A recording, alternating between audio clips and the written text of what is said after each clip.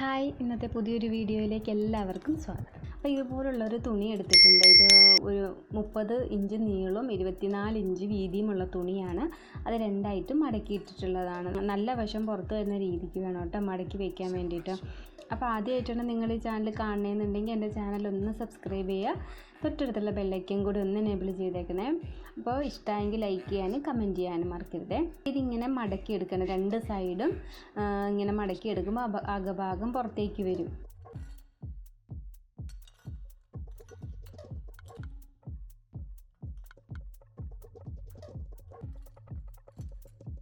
ഇവിടെ ഇങ്ങനെ നീളത്തിലൊന്ന് അടിച്ചു കൊടുക്കണം.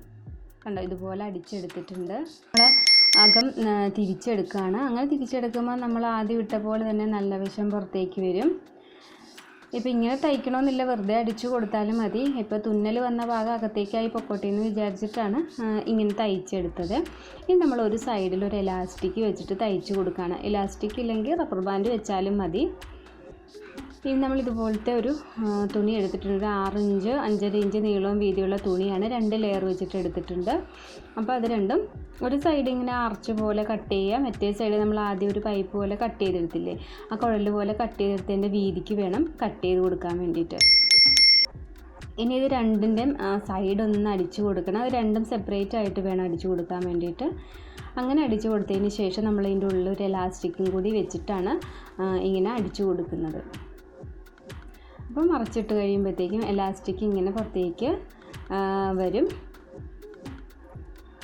ഇനി നമ്മൾ ബാക്കി നിൽക്കുന്ന സൈഡ് നമ്മൾ ആദ്യം തയ്ച്ച് വെച്ച തുണിയുടെ അരികിലേക്ക് വെച്ചിങ്ങനെ അടിച്ചു കൊടുക്കുകയാണ്.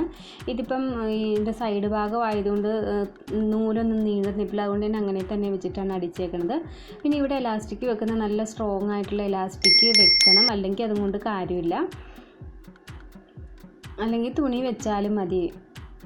നമുക്കിതുപോലെ ഇതിനകത്ത് ചൂടുവെള്ളം എടുത്തു കഴിഞ്ഞാൽ സുഖമായിട്ട് ആവി പിടിക്കാം. കണ്ണൊന്നും കെട്ടേണ്ട ആവശ്യമൊന്നുമില്ല. നമ്മൾ മേടിക്കുന്നതൊക്കെ 2 എണ്ണം ഞങ്ങൾ വാങ്ങിച്ചു, രണ്ടും അത് കംപ്ലൈൻ്റ് ആയിട്ട് പോയി. അപ്പോൾ ഇതുപോലെ ഒന്ന് ട്രൈ ചെയ്ത് നോക്കിയത്. ഇപ്പോൾ ഇതാകുമ്പം കാശ് ചിലവൊന്നുമില്ലല്ലോ, നമുക്ക് സുഖമായിട്ട് ഇങ്ങനെ തുന്നിയെടുക്കാൻ പറ്റും. അപ്പോൾ നിങ്ങൾക്ക് എല്ലാവർക്കും ഈ വീഡിയോ ഇഷ്ടമായെന്ന് വിചാരിക്കണം. അപ്പോൾ ഇഷ്ടമെങ്കിൽ ലൈക്ക് ചെയ്യാനും കമൻറ്റ് ചെയ്യാനും മറക്കരുത് കേട്ടോ.